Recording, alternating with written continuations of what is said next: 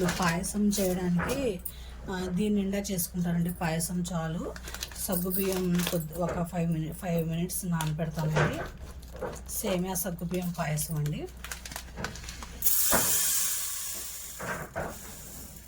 చాలండి, ఇది కొద్దిసేపు నానబెడతాను 5 మినిట్స్.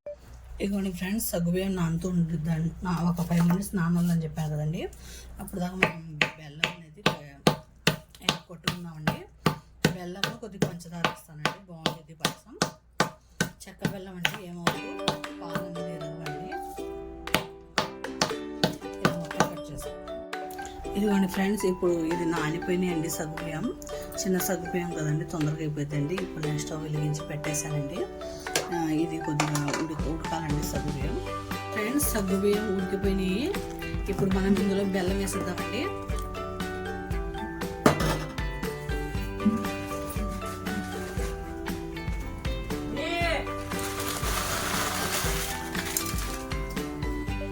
ఫ్రెండ్స్, బెల్లం అనేది కరగాలండి బాగా. సేమియా అనేది ఇప్పుడే వేయకూడదండి, లాస్ట్ వేయాలి. సేమియా వేసి ఇంకా స్టవ్ ఆపేయండి ఫ్రెండ్స్.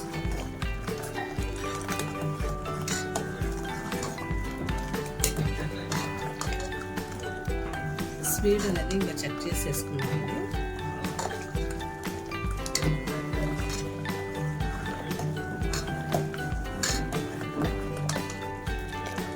ఇవ్వండి, బెల్లం కరిగిపోయింది.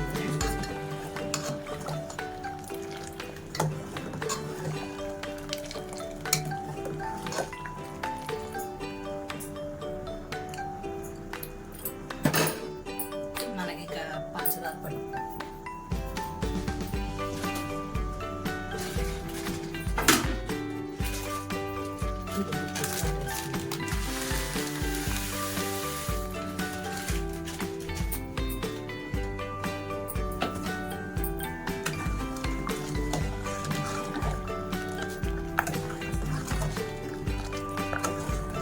మనం మిల్క్ మేడ్ వేస్తాం కదండి. ఇంకా పంచదార అనేది తక్కువగా వేసుకోండి. ఇదిగోండి, ఇప్పుడు సేమియా వేసుకున్నాం.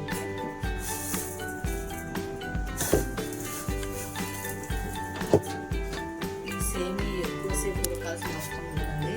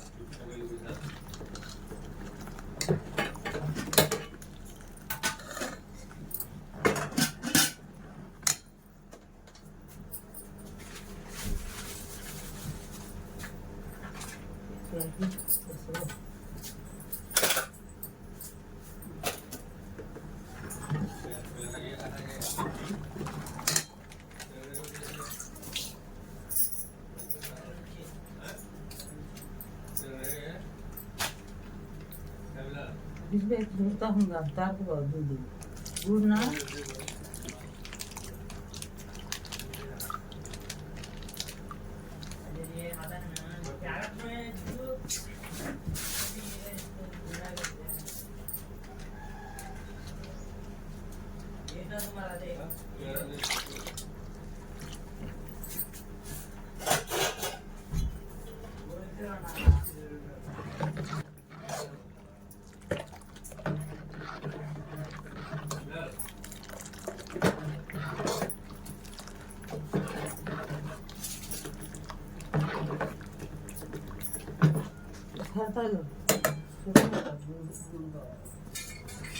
ఇవన్నీ మిల్క్ మేడ్ వేసుకోండి. మిల్క్ మేడ్ వేస్తే రుచి బాగుంటుందండి పాయసానికి.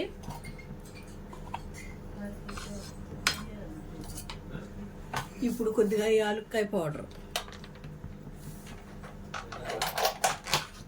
కొద్దిగా ఇలాచి పౌడర్,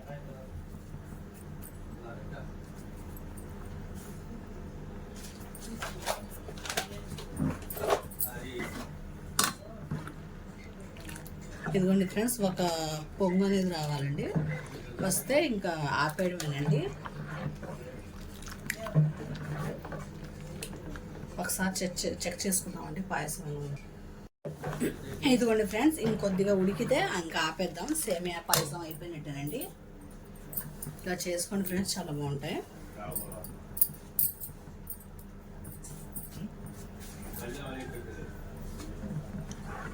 ఇందులో మనం ఇప్పుడు దింపేటప్పుడు చోబా వేసుకోవాలండి.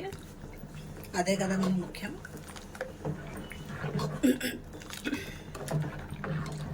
ఇది మనకి చల్లారిన తర్వాత థిక్ అయిపోతాయండి సేమియా కదా. ఇది ఎక్కువ ఉడకదండి, చాలా అంటే స్వీట్ సరిపోయింది.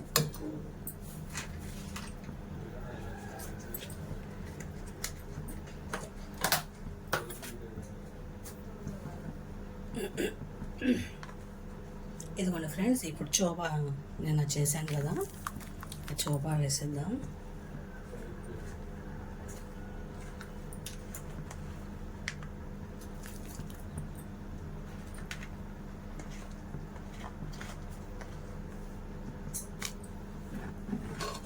ఇదిగోండి, ఎంతో ఎమ్మిగా ఉండే సగ్గుబియ్యం సేమియా పాయసం రెడీ అయిపోయిందండి.